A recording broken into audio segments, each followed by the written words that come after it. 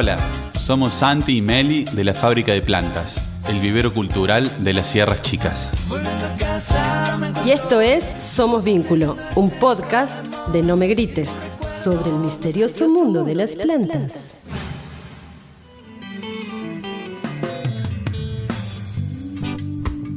Buenas tardes, aquí estamos nuevamente en estos días otoñales de Córdoba, disfrutando el encuentro con Pablo, hablando sobre el cannabis. Hemos estado hablando un poco sobre el cultivo, sobre el uso medicinal, y hoy queríamos profundizar un poco más sobre algunos debates más filosóficos en torno a la planta, el consumo, el exceso, los supuestos excesos del consumo, sobre también sus efectos alucinógenos o psicotrópicos.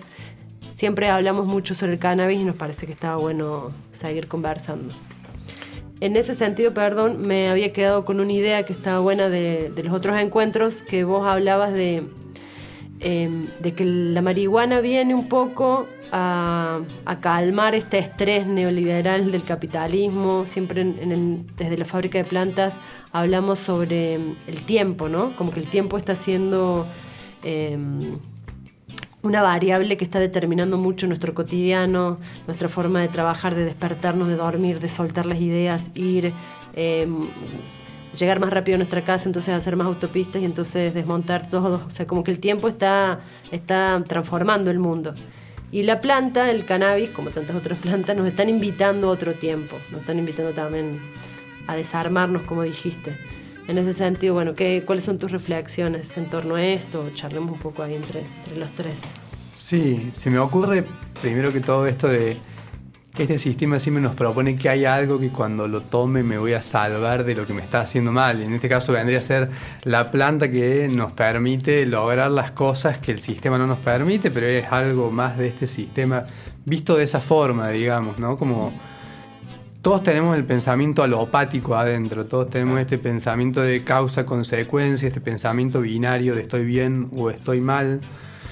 Un poco esto me remite a lo que es la historia de la marihuana como droga, digamos, como catalogada como algo prohibido, una planta, una de las únicas sustancias usadas ampliamente en Occidente que está prohibida y que es una planta en sí. Otras son derivados de plantas, extracciones químicas, sintéticos, pero uno de los únicos es esta planta. Y me lleva también a la idea y a la conciencia de que en todas las culturas a lo largo del mundo y a lo largo de los años se han usado diferentes sustancias para entrar en otros estados de conciencia.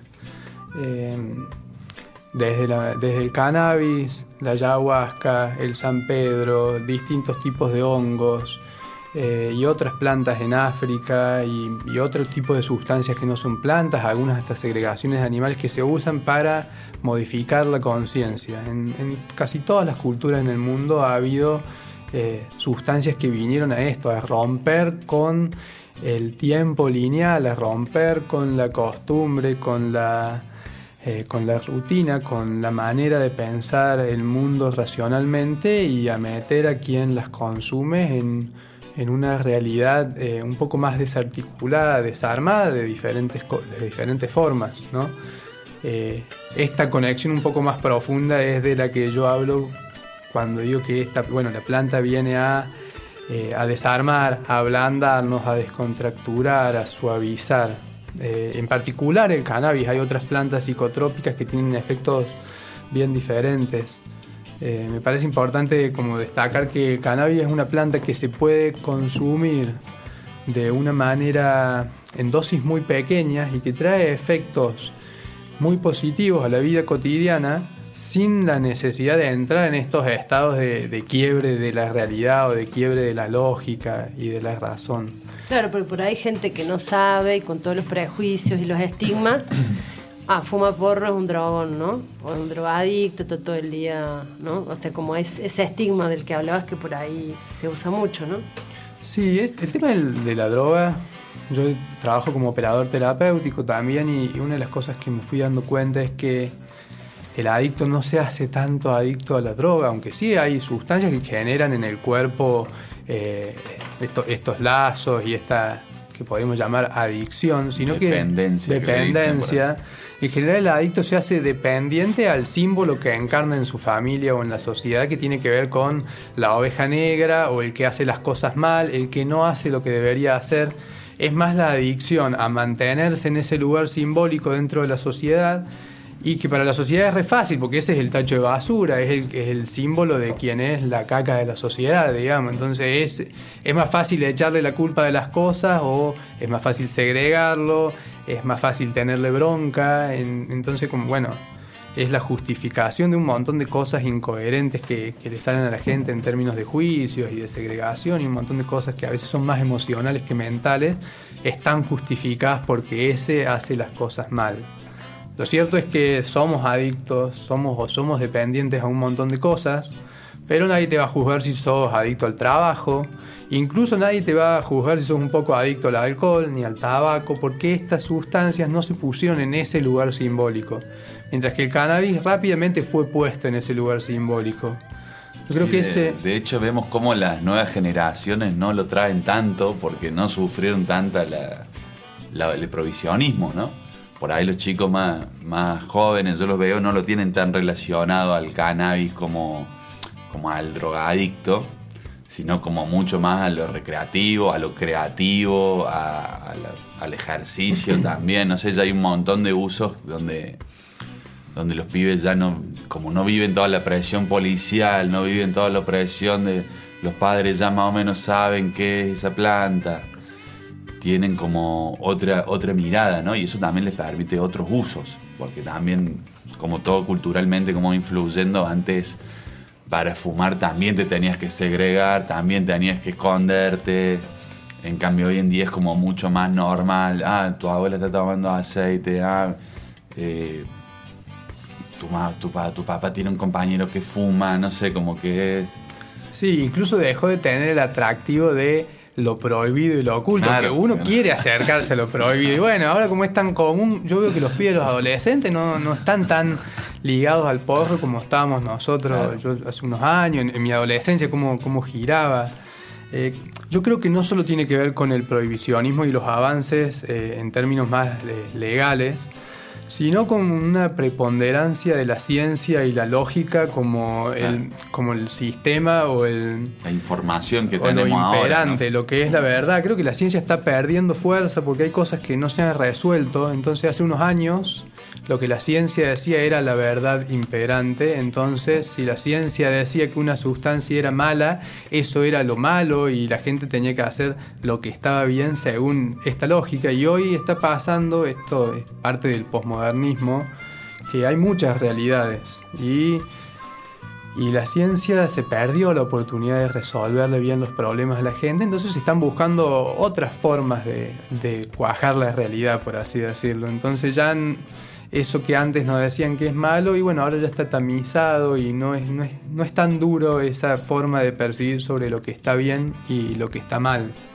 Yo creo que en la época del prohibicionismo, que tuvo que ver con los años 60, cuando se estaban haciendo muchos experimentos con sustancias psicotrópicas y su efecto en la psique, en la conciencia, en la evolución de las personas para sentirse más plenas, habían muchos científicos en universidades haciendo investigaciones un poco más blandas que las de las ciencias formales, de las ciencias exactas, porque son ciencias sociales, pero había en proceso experimentos muy concretos sobre el potencial terapéutico de la psilocibina, el DMT, el LSD, incluso con la mescalina y hasta con el éxtasis en los 60. Esto es algo que se está retomando ahora en muchas universidades y yo creo que es propio de que, bueno, que la cultura ya pasó esa etapa de rechazar lo no racional.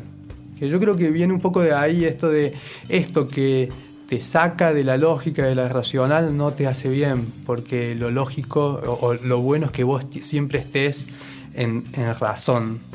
La realidad es que nadie puede estar en razón tanto tiempo, porque por eso la gente tiene ataques de pánico, ansiedad, por eso la cantidad de brotes psicóticos, insomnio que estamos teniendo en esta época, porque la gente cree que puede responder en su vida de manera lógica 24/7 y no es así. La razón es una parte muy pequeñita de nuestra existencia Y un poco de lo que yo quería que hablemos hoy es de esta relación con las plantas, de la relación con esa parte que no sabemos que es muy difícil de nombrar, que tiene que ver con la conciencia.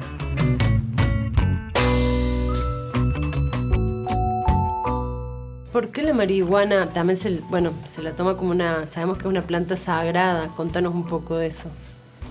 Bueno, así como otras plantas, ha sido a lo largo de la historia utilizada como un catalizador de estados de conciencia no ordinaria.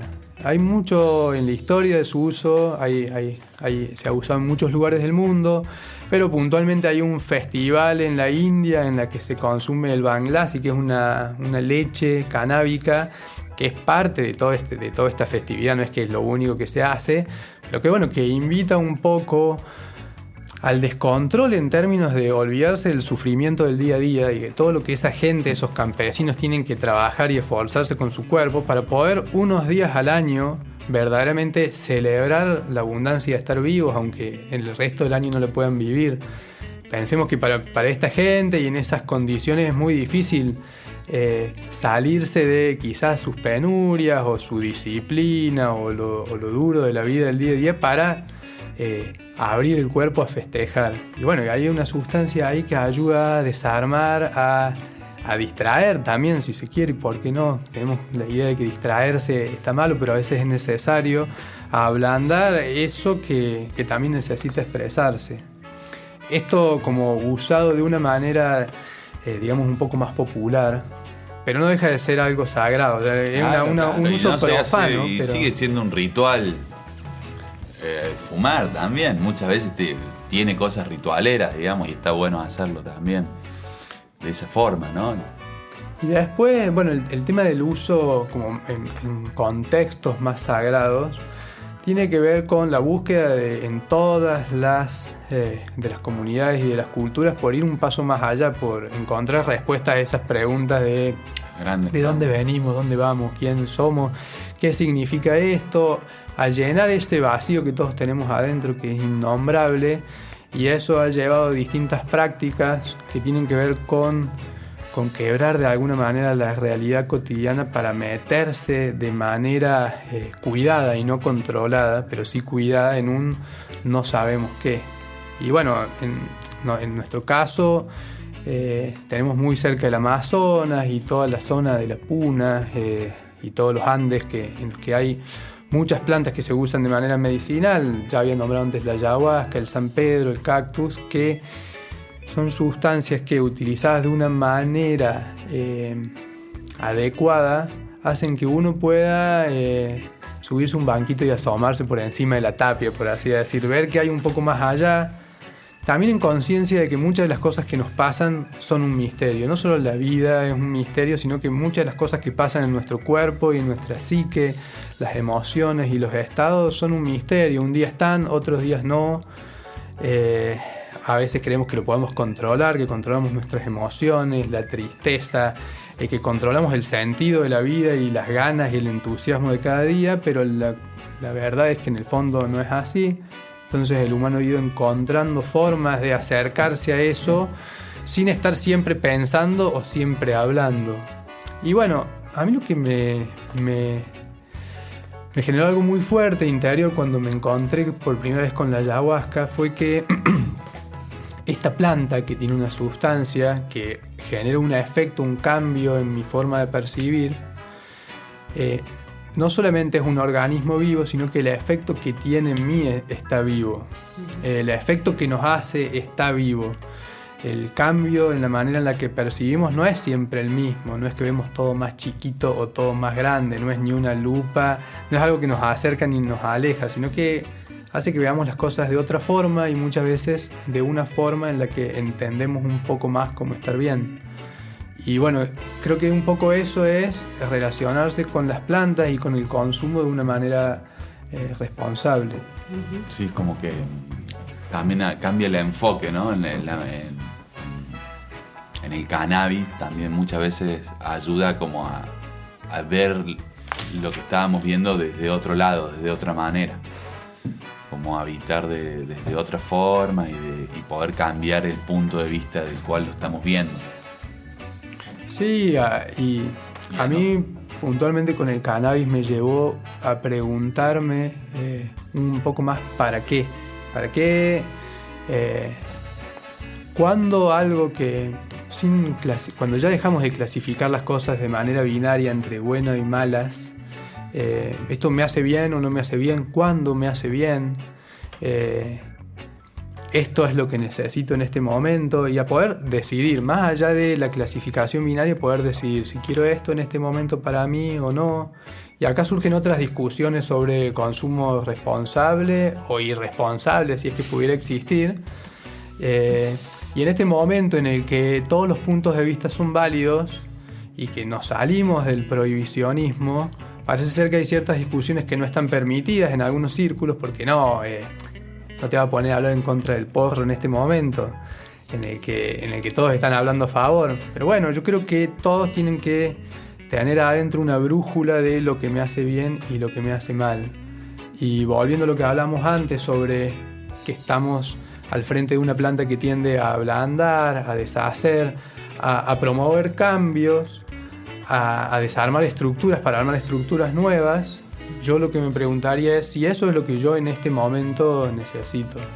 Y es una manera muy acotada con las palabras de decirlo, porque es mucho más amplio que esto, pero estoy seguro de que no todas las personas necesitan todo el tiempo desarmarse, deshacerse, ablandarse, suavizarse, sino que a veces necesitamos también de la lógica y de la razón para enfrentar las cosas del día a día. Sí, sostener y materializar, también hablamos, ¿no? Como de poder concretar, que muchas personas necesitan concretar, necesitan prestar atención, sí, estar atentos.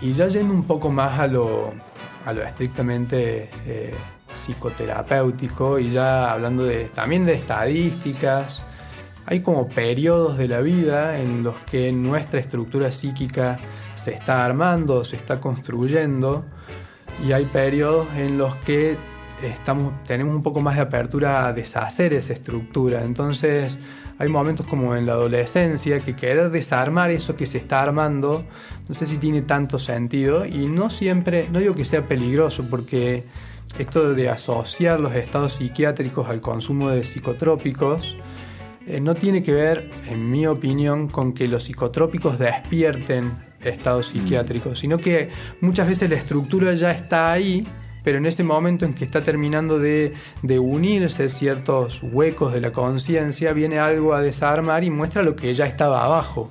Esta sociedad ha apuntado a los psicotrópicos diciendo generan psicosis. Pero bueno, la realidad es que no todos tenemos una psique estructurada de la misma forma, y que hay algunas personas que tienen que cuidarse un poco más de cómo alteran su conciencia, porque son más propensas a caer en estados de desarme o de desestructuración, de los cuales después les es muy doloroso y difícil salir.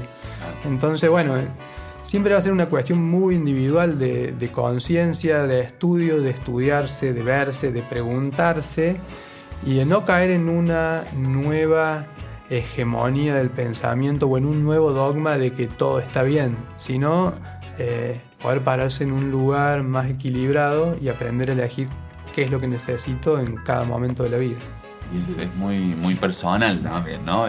La experiencia con el cannabis.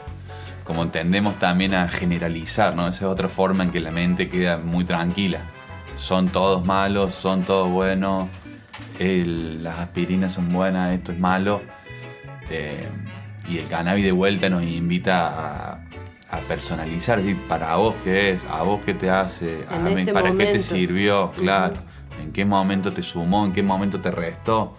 Muchos fumadores hemos tenido experiencia que en momentos que no nos está haciendo bien, que no estamos conectando, otros momentos que es genial. No, y de hecho creo que muchas personas también les sirve para acompañar el dejar otras adicciones, por ejemplo, la marihuana como que acompaña eso también, o sea, ¿no? Eso también sirve de esa manera. Con todo, estamos hablando de la ayahuasca, el cucumelo o otros regalos de la naturaleza. Me gusta a mí pensar que cada quien tiene su espíritu, ¿no? Y nosotros también tenemos nuestro espíritu, entonces es un encuentro ahí, algo ahí para aprender es bonito. Desde la fábrica siempre contemplamos y aprendemos de la naturaleza, que tiene un montón de formas de convidarnos y de hacernos parte. Nosotros somos parte de ese mundo. Así que, bueno, ir siempre con curiosidad y atentos también a saber, bueno, qué tenemos ganas y qué es lo mejor, en qué momento, mirarnos, observarnos, usar todas estas posibilidades como una manera de conocernos a nosotros mismos para seguir creciendo un poco. Sí, y qué mejor que relacionarse con estos regalos de la manera más seria posible, en términos de buscar el autocultivo. Yo creo que eso es lo interesante de él, cultivar las propias plantas. Para quien ya fuma o quien ya consume terapéuticamente o quien quiere empezar, como establecer este vínculo con esta conciencia, con esta planta, en el que va a haber mucha parte práctica y mucha parte no tan práctica, y ir aprendiendo desde ese vínculo qué es lo que me puede traer de positivo, de qué manera yo quiero utilizar el cannabis. No solo relacionarse consumiéndolo, sino desde otros lugares, y qué mejor que cultivarlo. Sí, acompañando su crecimiento o acompañándose mutuamente con la planta. Creo que está bueno para que cerremos este capitulito y el próximo hablemos, Pablo, sobre el cultivo del cannabis específicamente. Buenísimo. Nos vemos entonces. Gracias.